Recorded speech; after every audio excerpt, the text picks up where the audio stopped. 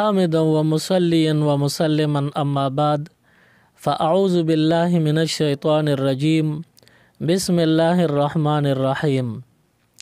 لن تنالوا البر حتى تنفقوا مما تحبون صدق الله العظيم. قرآن پاک کی الله رب العالمین د صدقې او د خیرات په باره کې د اخلاص ترغیب او تعلیم مونږ تاسو لرا کوي. الله رب العالمین فرمای لن تنالوا البر حتى تنفقوا مما تحبون. کمندوی چې زه د نیکۍ ته ورسم او پورا ثوابونه د ملو شي، نو په دې آیت مبارک کې الله د هغې وضاحت کړی دی. لن تنالوا البر، تاسو هیڅ کله کامل نیکۍ ته نشئ رسیدی حتی تنفقوا، تر دې چې تاسو خرج کې مما تحبون، هغه څه چې هغه تاسو ډیر خوښوئ، یعنی خپل پسندیده او خپل محبوب اشیاء هغه چې د الله په نوم خرج کې، نو هغه وخت کې به ته کامل نیکۍ ته ورسې او د دغې نیکۍ پورا او کامل ثواب تا ته به ملو شي. نو الله رب العالمین زمونږ نه اخلاص او محبوب اعمال او محبوب اشیاء غواړي چې تاسو محبوب اعمال وکړئ، هغه اعمال چې الله ته خوښي، او تاسو هغه څیزونه خرج کړئ چې تاسو ته خوښي، چې باغې الله ته خوښ شي او تعالی کامل اجر او ثواب درکړي. په دې سره انسان ته ډیر لوی خیر او برکت ملاویږي. الله رب العالمین د انسان اخلاص ته ګوري، بنده کې اخلاص څومره دی او ریاکاری وغیرہ د کې څومره ده. چې څوک د الله په نوم ورکړه کوي، نو دغه اخلاص هغه د دینه معلومیږي چې کم ښکلی څیز وي، کم دته خوښ څیز وي، نو دی هغه صدقه کوي، دی هغه د الله په نوم ورکوي، نو دی ته الله اخلاص وي، بیا دغه بنده له الله ډیر زیات اجر او ثواب ورکوي. په اخلاص سره د الله په نوم باندې ورکړه کول، صدقه او خیرات کول، په دې باندې انسان ته ډیر لوی برکت او ثوابونه ملاویږي. په دنیا کې برکات او په آخرت کې ثوابونه، دا ول خدای ورکوي. نو اخلاص کول پکار دی، صدقه او خیرات کول پکار دی. او صدقه او خیرات څه ته وایي؟ نه یو خو نظر چا منلی وي یا زکات وی فرضی، نو دغه صدقه او خیرات نه دی. یو بنده باندې خیرات لازم نوي، فرض پی نوي، واجب پی نوي، بلکې دی اسې کله سشی پوخ کی یا س پیسې وي، هغه د الله په نوم اسې فی سبیل الله ورکی، چا غریبانانو لورکی، نو دا خیرات دا صدقه شوا او دا نفلی خیرات ته په دې باندې هم الله ډیر زیات اجر او ثواب ورکوي. دې سره د انسان په خپل مال حال کې ډیر لوی برکت راځي، او په د باندې چې کوم مصیبتونه راځي، نو دا صدقه د هغې دپاره دیوال شي، هغه مصیبتونه منی کی، په د باندې دا مصیبتونه رانشي.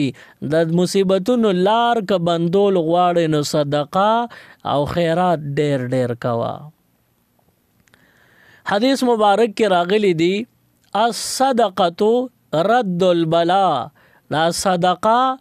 دا واپس کوي بلاګانې، مصیبتونه، تکلیفونه د الله د طرف نه چې کوم مصیبتونو فیصله شوي وي، بنده په اخلاص سره صدقه وکړله، نو د دې صدقې په برکت باندې الله رب العالمین هغه راغلي مصیبتونه منی کی، دا بنده د دغه مصیبت نه او د دغه تکلیف نه محفوظ پاتې شي.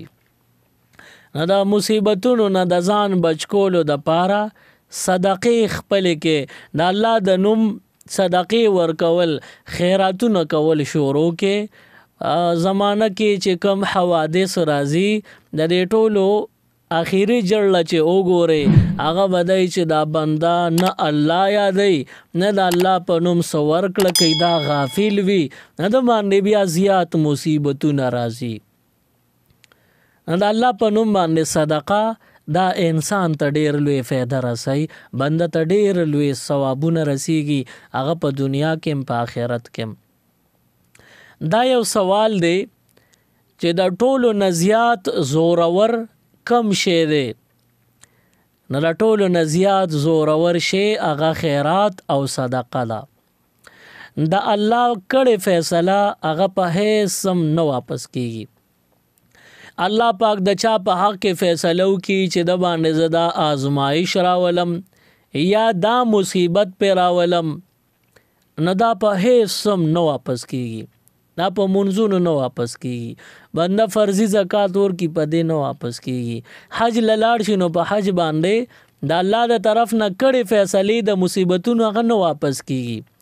او که یو بنده صدقه وکړه نه د صدقې کې دومره طاقت او قوت دی چې د الله د ډډې د مصیبت کومه فیصله شوي او مصیبت را روان شوي په لار کې دا صدقه به دله رکاوي او واپس کوي، به دی به واپس کوي، تا به د الله د مصیبت نه بچ کوي. صدقه کې کمال پروت دی، په صدقه باندې ځان د مصیبتونو نه بچ کوي. او دا بعضې خبرې داسې چې د هغې د لاسه موږ ته نقصان رسیږي، کله کله زموږ ایمان هم خراب شي. د الله د نوم د ورکړې خبره ده، نه دې سره تړلې یو بل سوال مخې ته راځي. اکثر په بازار کې یو دکاندار تاله سودا درکوي، نو ته خو وله پیسې ورکې، نو دغه دکاندار چې تاله کم سامان کم سودا په تیلے کې واچي، شاپر کې واچي، ته چې هغه سودا وګورې چې خوښه دې نشوه، د تا سره دوکه کوله، نو په جواب کې ورته تاسو څه وایې؟ همدا ورته وایې چې دا واخله، دا زه تا نه څه د خدای په نوم خو نه اخلم. او د دې خبرې حکم څه دی؟ مثال به طور یو سړی دی سبزی اخلي، فروټ اخلي، دکاندار و سره ظلم زیاتې کوي او بیکاره سیزونه وته په شاپر کې واچول، او دې بنده دا سبزی یا دا فروټ دا یو قتل چې دا بیکاره دي، نه دی وته واپس په هغه گاډۍ کې کیږي، دی وته واپس کی او وته وی دا واله زه تا نه داسې د خدای په نوم خو نه علم. د دې څه مطلب؟ د دې دا مطلب شو چې دا د خدای نوم العیاذ بالله دا سپک دی او ستا پیسې قیمتي دي، زه د نه د پیسو په بدل کې فروټ یا سبزی علمه، نه ته ماله بیکاره راکې، ته ماله صحیح شی راکې، ځکه زه پیسې در کوم او څه د خدای په نوم خو د نه غواړم. ولې د خدای په نوم ستا ذهن کې دا دی چې سپک شی به خلک ورکوي، ناخوښه شی خراب شی به د خدای په نوم ورکوي. نو د دې اوس حکم څه دی؟ کلمات کفریه دي دا الفاظ، دې سره بنده کافر کیږي چې وی چې ولې دا زه تا نه د خدای په نوم علم څه. د خدا سوچ دی چې کم شي خراب یا به خلک د خدای په نوم ورکوي. چا چې دا سوچي نو د دې سوچ والا بنده ایمان نشته. ایمان ټیکولو دپاره سوچ به بدلې، کم چې د پیسو په بدل کې شي اخلي یا خرڅی نو هغه به کمزوري خیر دی، خو د الله په نوم چې کم شي وي نو هغه به پسندیده خوښ وي، محبوب به وي. ځکه قرآن کې الله رب العالمین فرمایي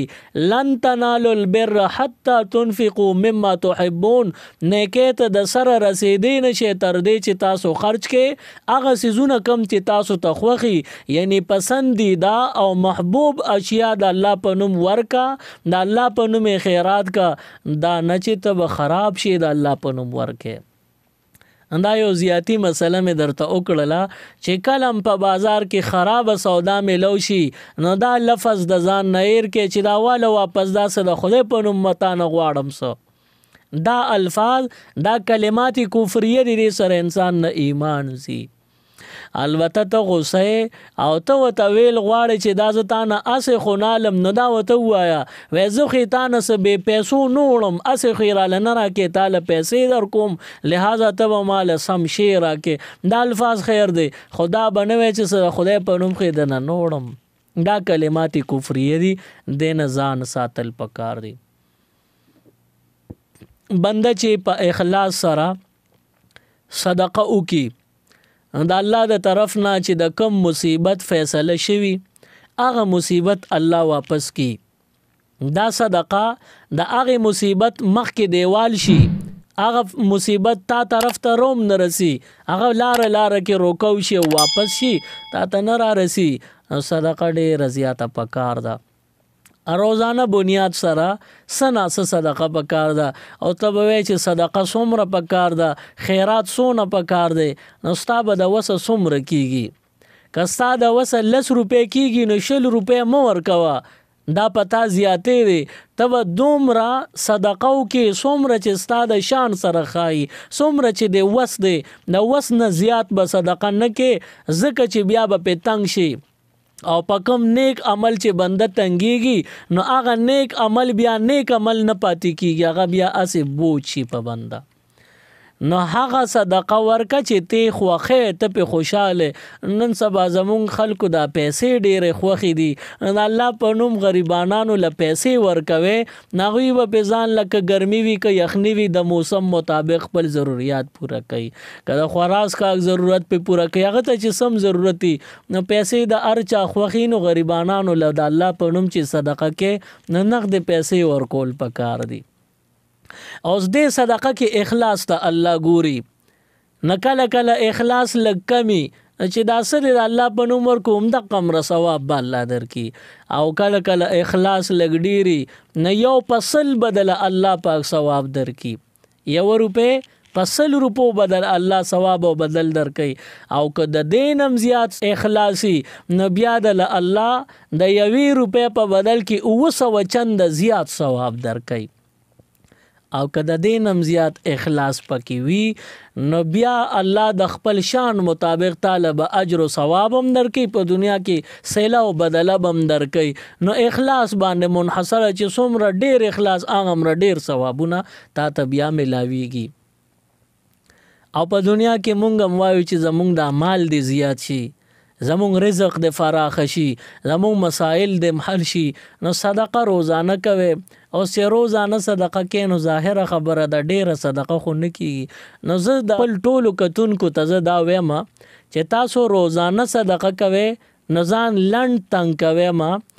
روزانه د خپلو پیسو نه د صدقې په نوم باندې 10 روپۍ اږدئ. روزانه 10 روپۍ تاسو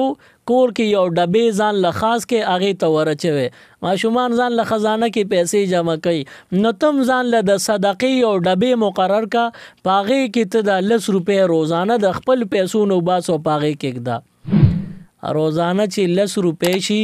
نو په هفته کې دا 70 روپۍ شوې، او په میاشت کې دا 300 روپۍ شوې. نو چې فرض کا هفته کې تا کره کور کې سوالګرې ملنګ او فقیر راغې، نو د هفتې پیسې راواله هغه ټولې د الله په نوم ورکا. او که هفته کې څوک فقیر او ملنګ او محتاج رانغې، نو ستا د کور نارینه وی هغوی له دا پیسې راواله ورکوي، د جمعې ورځ د جومات په چنده کې دا چنده ورواچوه. دا د صدقې پیسې دي، دا د خیرات پیسې دي. اوس دا هغه صدقه نه کومه چې جومات باندې نه کیږي، دا خو ته د خپل سر د مصیبتونو د خپلو بچو د مصیبتونو د پاره دا صدقه ورکوي. نو دا هر چاله ورکولی شي، جومات لم ورکولی شي، مدرسې لم ورکولی شي، خوار غریب لم مالدار لم ورکولی شي. دا هغه صدقې نه دي کوم چې د غریب حق دی. خو خبره دا ده چې جومات مدرسو په غریبو لګي، نو تاسو روزانه 10 روپۍ د خپلو پیسو نه بیلوي، یو ډبې یا یو لوښي ولا خاص کې هغې کې اچوي. نو هفته په هفته به په دې کې 70 روپۍ جمع کیږي. دا که څو غریب د کر راځي دا ولا ورکوه.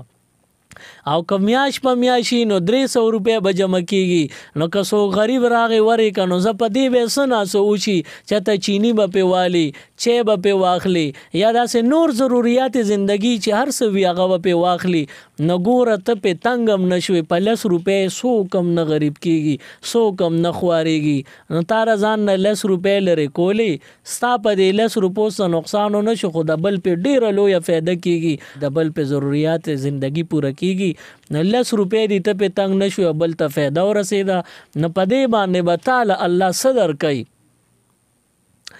من اسرائیلو کې یو زنانه وه، د نیر په غاړه اوسېده، کور یې د سیند په غاړه و. نو دغه زنانه به د جامو د وینځلو کور کې د اوبو انتظام نو هغې به د سیند غاړې له جامې یوړې، یو ګټه باندې به جامې پندو کې ځان ته کېښو او په بله ګټه باندې یو جوړه به اچول او صرفونه اوبه به پرې راچولې او مګله به. څه وخت پس دی له الله ماشوم بچی ورکو. هغه ماشوم د پیو دورې و. دا ماشوم د پیو دی او دا تلې د جامو د وینځلو ورځ ده. نه ځان سره د سین غاړې له دا ماشوم هم په غېږ کې اخیستی دی چې زه دی راته جاړي نو قلاروم به او چې وده کېږي په یو ګټه به اچوم دی به خوب هم کوي. او دغې زنانه په سر باندې د خیرونو جامو پنډو کې ایښې دی او تلې د ځنګل ته د سیند په غاړه باندې ناسته ده. د روټین مطابق جامې وینځي. ماشوم یې ځان سره خوا کې اودرې په یو ګټه چولې دی. دا جامې وینځي او یو شر مخ راغلی دی. دا ماشوم یې غونډ منډو چت که وې تختوتې دی ورپسې ډېرې منډې ووالې سمنځه پورې منډې ووالې. اخر کې ستړې ستومانه واپس په خپل ځای کېناسته. نور مخکې د تلو توان او طاقت نه لري. مخامخ ګوري داسې نه د لرې نه یو بزرګ ښکاري چې هغه سره په لاس کې څه دي او د دې زنانه په طرف را روان دی. دې زنانه ته چې رانږدې شو نو هغه سره دا ماشوم کوم چې د دې زنانه نه شر مخ تختولی و. دې زنانه ورته وایي چې دا خو زما زوی دی. دې بزرګ ورته وایي چې او دا ستا زوی دی د شر مخ د خولې نه مې راوویست او تاله مې راوسته دا ستا امانت دی. دې زنانه ورته وایي چې د شر مخ د خولې نه دی زما دا ماشوم راوویست او ماله دې راوستو زه دې پیژنم هم نو دونه لوی ښېګړه دې را سره وکړه زما دړه ټوکړه دې ماله را واپس کړه. دا ولې؟ وایي دغې بزرګ ورته وایي چې زه د الله د رحمت فرشته یم چې کله دا شر مخ راغی او تا نه دا بچی وتښتو نو دغه وخت کې ما ته الله حکم وکړ چې لاړ شه د شر مخ د خولې نوړی ده دا تې وباسه او د دې زنانه جولې ته واچوه. دا زنانه ورته وایي چې ته د الله د رحمت فرشته یې دا الله په ما داسې مهرباني ولې وکړه. دا فرشته ورته وی الله د باندې مهرباني ځکه وکړه چې ما ته الله ووی چې یو ځل دغه شان د جامو وینځلو په غرض دا زنانه راوتې وه او د دې دپاره د خوراک څه خاص انتظام نو. دې ځان سره د کور نه 2 روټۍ راغیشتې وې وړې 2 روټۍ وې نو ایله د دې به پې کار شوی و. دې جامې وینځلې ځان ته روټۍ ایښې دي چې زه اوږې شم دا به وخورم. یو فقیر او ملنګ په دې ځنګل تېرېده لار ته خطا شوې وه. وایي دې زنانه له رانږدې شو خورې تا سره که څه خوراک څښاک وي راله راکه دلته نه څه رشته دار مې شته نه مې څوک داسې بل څوک شته چې هغوی به ماله خوراک راکړي او زه ډېر زیات اوږې شوی یم نه که تا سره څه وي ماله راکه زه د لوږې مرم د لوږې تکلیف دی ماته. دې زنانه په زړه کې وي چې دا 2 روټۍ وړې دا خو ایله زما خوراک دی خو زه دا به نیمې کونی زه به دا 1 روټۍ دی سړي له ورکم دی ملنګ له ورکم او 1 روټۍ به ما ته پاتې زه به په نیمه خېټه ګزاره وکم. دې زنانه د خپلې خولې نوړی بل له ورکړه د الله په نوم د الله په رضامندۍ په نیت. نو د دې وجې نه الله خوشحاله شو ثواب هم ورکوي او د شر مخ د خولې نوړی راوویست او دې زنانه لی په جولۍ کې واچوله. نو معلومه شوه چې مونږ کم صدقې کوو کم خیراتونه کوو د هغې په برکت باندې مونږ لا سر له راغلي مصیبتونه هغه به الله واپس کوي. تاسو په اخلاص سره ورکړه کوئ. زمونږ د ټولو په باره کې الله دې نه کړي خو داسې فیصلې به شوي چې د چا د کور نه ماشوم به بار اوځي اوبو ته به پروزي او مړ کېږي به د چا د کور په ماشوم باره کې فیصله به شوي دا ماشوم به په موټر سایکل روانېږي لار کې اکسیډنټ به کېږي مړ کېږي به دا ماشوم بجلی کې ګوتې وي او دی به بجلی نیسي مړ کېږي به دا ماشوم به بره ختلي راپروزي او مړ کېږي به دا قسمه فیصلې به شوي خو موږ ته پته نه لګي چې په چا باندې کم مصیبت را روان دی. نو د نن نه تاسو په اخلاص سره صدقې شروع کې لګي دی وي خو همیشه دی وي او په اخلاص دی وي نو په دې لګو صدقو کې دومره زور شته دومره قوت او طاقت شته چې د الله راغلي فیصله زمونږ په سر راغلي مصیبتونه دا به اخوا کوي او الله به مونږ بچ کوي او په اخلاص سره ورکول دا پکې شرط دی امنده په اخلاص ورکړه او کی اخلاص سره ورکړه کې برکت هم زیاتیږي دا نه چې ساده کوره پیسې وته رزق او خوراک وته نوز به غریب شي تاله خدای نورم زیاتی لکه د موسی علی السلام یو امتیو اگر هغه موسی علی السلام ته وای او ډیر زیات خوارزار او په بدر وز چې غرمه خورم نو ماخام لمنی ماخام خورم نو سبا منی ډیر په بدر وز ما نو موسی علی السلام ته خو اسم الله سره هم کلام کیږي نو الله نو سوالو ک چې پروردگار زما یو امتی دی داغه چې سونه رزق دی ټول ولا په یوځه ورکا موسی علیہ السلام هم داسې وکړل الله ته وی الله د چې سونه روزي مقرر ده دغه ټول ولا په یوځه ورکا ناغي نه پس رزق ختم شمري د نمرې بخو رزق ولا ټول په یوځل ورکا اې د اخر وخت کې خو په ماړه خېټه خوراکو کی موسی علیہ السلام چې دعا وکړه الله ولا دعا قبول کړه او دغه غریب بنده ته د رزق یو سو بوجه حدیث کې راغلی د اسمان د طرف نه را پریوته یو دو درې بوجه روزي و خوراک غنم وغیرہ یا وربشي دا وته را پریوته اې دې غریب ډېر په خوشاله خپل کور ته یوړې او وی چې زبز دا به په خوشاله خورم بیا کمرم نو په مړه خېټه مړ شي نو خیر دې مړ نه په دې طریقه باندې هغه رزق او روزي کور ته وړې دا موسی علیہ السلام اندازه لګول چې دا خو زیات نه زیات د یو هفته راشن دی د یو هفته خوراک د دین خو بیا اسم نه دی بدلوږي مري او موسی علیہ السلام یو کال پس په دغه لار تیرې د چې وی کتل یو اجرت او پاغه کې لوی لنګر شورو دی او خلک هم پکې څوک راضی او څوک پاسیږي څوک خوراکونو تکینی او څوک خوراک نه بس پاسی لنګر روان دی موسی علیہ السلام چانه تاسو کې چې دا لنګر چا روان کړی دی موسی علیہ السلام ته چاوي چې دا هغه سړی وغه تا ته چې وی چې زما روزي لنډه تنګ تر د الله نو غواړي چې ټوله سمدستي په یو ځل راکې موسی علیہ السلام حیران شو چې دل چې الله کوم روزي په یو وخت ورکول نو خو دومره لګو د یوې هفته راشنو دا غي نه پس دی خو په کار چې مړو د خو رزق ختم شو اندا خو یو کالو شو او دې پکې لنګرم چلی دا دې مالدار د کم زنه شو او د تدادو نه رزق څنګه ملو شو د خو مقدر عمدغه دې زیاتی خود بل نصیب دې ته څنګه ملو شو چې دې په یو کال لنګر چلای موسی علیہ السلام سم دستی د الله نه سوال کو پروردگار سم عمل ده دون رزق چې یو هفته پس بده مړ کېدو تا یو کال جم دیم پاتې کړي او دې پکې لنګرم چلی دا څنګه معاملہ ده موسی علیہ السلام ته الله فرمایل چې موسی دغه مقدر رزق لند تنګو نیمګړی نیمه خواو د یوې هفته پس بده د لوګي نه مړ کېدو خود ما سره کاروبار شروع کو موسی علیہ السلام تپوس کی پروردگار څنګه کاروبار شروع کو یا الله پاک ته فرمایي چې د کوم رزق نه د تینیم او خوړو او نیمه بل ځان سره ملمک پاغه یو خوړو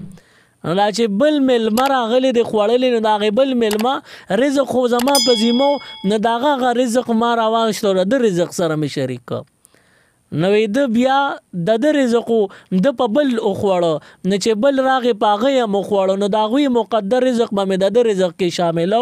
نه د نور خلکو باندې خوړو ما به داغي غیر اغشتو د دیسه کې به میچو په دې طریقه باندې د لنګر چلی په خلکو خوري او زه د خلکو د کور ایسه چې کمی هغه زرا والم د په دې رزق کې واچو ما نو برکت ذکر زیات یو کال لنګر چلولو لا چلیږي ندینه معلومه شو چې تاسو کم صدقېو کې کم خیراتونو کې نو دا تاسو د کور او زینه دی په بدل نور د لرازي چې تا ورکل نه هغه پاکیزه شي ویا بني خو چې الله درکنه دا یقیني محبوب او خولي سيزونه دی پاکیزه او حلال دي نو دا الله د نوم هر سزار شه دا الله په نوم هر څو ورکول دا کم دي دا الله په نوم ډیر سیس چې بندور کې غم کم دی خو اخلاص ته ضرورت کلک د مورکه اخلاص سره ورکا نو ان شاء الله برکت بدیم وی د مصیبتونو نه خلاصي او نجات بدیم وی او الله پاک بدل رزق کې برکت اچي. دا صدقه او خیرات دې سره د خپل مرزونو علاج که بنده وغواړي نو کیږي. په شام کې یو ډاکټرو د دمشق اسپیټال کې دا ډاکټرو د نومو عیسی دا ډاکټر په خپل بیمار شو او کومرو نوجوانو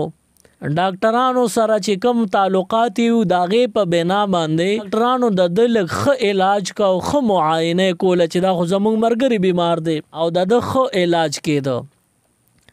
چې پورا چیک اپ وشو نو په دې نتیجه ورسېدل چې د دې ډاکټر عیسی کینسر دی. په بدن کې چې کم شی لګیا دی وینه جوړی هغه ماشینې د کینسر شوی نو بدن ته به سپلای د وینې کېدا به د کینسر وا د علاج نه کېدو. ډاکټرانو د بهر ملکونو نه علاج دل شروع کو خو آخر کې دی نورم کمزوري شو د علاج سفیده نه کوله دی نه ټیک کېدو. آخر کې ډاکټرانو لا جواب کو وته وی چې ته لاړ شه کور کې یا او ستا ایسه علاج نه کیږي او ته د یو سور وځو ملمه. ډاکټر عیسی ډیر خفو نوکرین مو وته او دغه وخت کې د کویدن کړي وا نه د دې جینې ته بچاوي وای دی خو به اسم د کینسر مریض دی بمري دا کویدن وسره ماته کو دنه انکاری شه نو زته خو ځوانه جان جینې استا بچ ته بل ځکه وادو شي او دا خو مری د کینسر مریض دی. دی جینې ډیر او خيارتوب خبره کوله وته وی ک دی مړکیږي نو د مرګ نه پس به بیا زه واده شم او که بچ شو نو بیا سره کویدن ماتوم بس برقرار خله چې زما د سره کویدن برقرار پاتې شي که بچ شو خو واده به مې موشي. نو خلکو بوته دا کویدن وسره ولې نه ماته نه دی خزي وی ز په خفکیګم د الله د ډډې په بیماری او تکلیف راغلی دی نو زه تر کویدن ماته کم ندی به څومره ډیر خفشي د بیماری خو به دغه نورم زیات شي د دې د وجه انکار ته نه کو نه جینې او خيار وا الله فضل څنګه کوي. دا ډاکټر عیسی یو ځل کور کې ناس دی کور کې رونه خويندې مشران کشران وته کتابونه خويواله دا دینی کتابونه دي دا ګورا او غرض دا چې دی به دا کتابونه ګوري پام به ځان تني پام به په بدل شي. اوس دې ډاکټر یو ځل کتاب تلاش کړ نو دینی کتاب او پاغه کې یو حدیثو دا و مرضاکم بالصدقه تاسو د خپل مرزونو او د خپل مریضانو علاج په صدقه وکي دا حدیث دی. چې دا حدیث وکړه اې ځان او لټو چې ما سره کس پیسې وی چې زاغه صدقه کما پاړه کې را لل چې دا و مرضاکم بالصدقه د خپل مرزونو مریضانو علاج په صدقه وکي چې دا حدیث به صحیح وي او کبني اسی او آزمایش پاړه کې راغی امتحان ذهن ترا چې دا امتحان په دې حدیث کوم او دې د کینسر مریض دی او ډاکټرانو جوابي کړی دی د یو سورزو ملمه دی د خپل پیسې کتینو د نټولې پیسې مال دولت هغه په علاج لګیدلو معمولی شان پیسې وسره وی 100 روپے وی هغه پیسې را واغښتنو په خپل خود کټه کوزیدې نو شو خپل یو مرګري راغستنو هغه له ورکړي وای په دې کلی او محله کې یو زنانه ده خاوند وفات شوی دی نو کونډه ده او واړو بے اثرې بچی ته پاتې شوی دی اوس دې زنانه لا دا پیسې یوسا او دا قصه وتاو چې دا مریض دی د کینسر او د یو سورزو ملمه د خدا حدیث کتلې چې خپل مرض علاج په صدقه وکي د صدقې غرض دادي چې دا بنده خشي الله پاکي خکی دا یو قسم به تور علاج خیرات کوي صدقه کوي چې دغه زنانه ته د صدقه ورسیده هغه په خپل او وړو بچو په وړه جبه باندې دعا کوله چې الله پاک دې خکې چې مونږ سره تعاون وکړو لګي پیسې وي او غریب په لګ سبانم خوشاليږي نو دغه زنانه کونډه او واړه یتیمان ماشومان بچیو هغه وته دعا وکړه اوس دا ډاکټر عیسی یو څو ورځې چې تیرې شوې نو بیا د چیک اپ روز راغله دی بیا اسپیټال ته تللی دی دمشق کې او هغه اسپیټال کې هغوی په ماشین باندې بیا د بلډ ټیسټ کړی دی ماشینانو ته چې د بلډ مخکې کړی دی د هر ماشین د طرف نه دا ریزلټ راځي چې د کې کینسر نشته دا بالکل صحتیاب دی دا سم یو نارمل انسان دی د کې مرض نشته ډاکټران حیرانو چې زموږ ماشین خراب شو یو څو ورځې مخکې ټیسټ کړي چې کینسر دی د وینې او یو څو ورځې پس ماشین وایي چې کینسر نشته دا خو نارمل انسان دی د کې هیڅ مرض نشته نو ډاکټرانو دا خیال راغی چې ماشین خراب شوی دی نظر بل اسپیټال ته لیږلی تاسو دا بلډ لګ ټیسټ کې نو بل اسپیټال کې عمدغه ریزلټ ملو شو چې دا نارمل انسان د کې د کینسر مرض نشته ډاکټران حیران دي دی الک نه تپوس کوي ډاکټر عیسی دا ته خو بیمار وي دا په سخه شوې او څو ورځو کې دننه په علاج نه ښه کېدی اوس ښه شوې څه چل دی کړی دی ډاکټر عیسی په ژړا شو ورته وی د خپل محبوب علیه السلام په حدیث باندې مې عمل او په هغې مې یقین کړی دی حضور علیه السلام فرمایي داو مرضاکم بالصدقه د خپلو مریضانو د خپلو مرضونو علاج دا په صدقې سره وکړي نو ګوره الله پاک څنګه د انسان صحت مرګري کوي څنګه الله پاک صحت ورکوي چې بنده په اخلاص سره صدقه او خیرات وکړي نو ستاسو کور کې برکت هم پیدا کیږي ستاسو د کور نه بې برکتي هم وځي ستاسو د کور نه مصیبتونه هم اخوا کیږي ستاسو په کور کې بیماری خدای په شفا بدلی نو د الله د نوم صدقه دا سو دومره ډیره نوي خو بنده ته په دونه لوی منافع ملاویږي نو الله پاک دې زمونږ او تاسو په زړونو کې دا یو احساس پیدا کی چې مونږ په اخلاص سره صدقات شروع کو سبحان ربک رب العزة عما یصفون وسلام علی المرسلین والحمد لله رب العالمین اللهم ربنا آتنا فی الدنيا حسنه وفي الآخرة حسنه وقنا عذاب النار وادخلنا الجنة مع الابرار یا عزیز یا غفار برحمتک یا ارحم الراحمین مزید اسلامک ویڈیوز دیکھنے کے لیے ہمارے YouTube چینل دین اور دنیا کو ضرور سبسکرائب کریں اور بیل آئیکن ضرور پریس کریں تاکہ ہماری ہر ایک ویڈیو کی نوٹیفیکیشن آپ کو مل سکے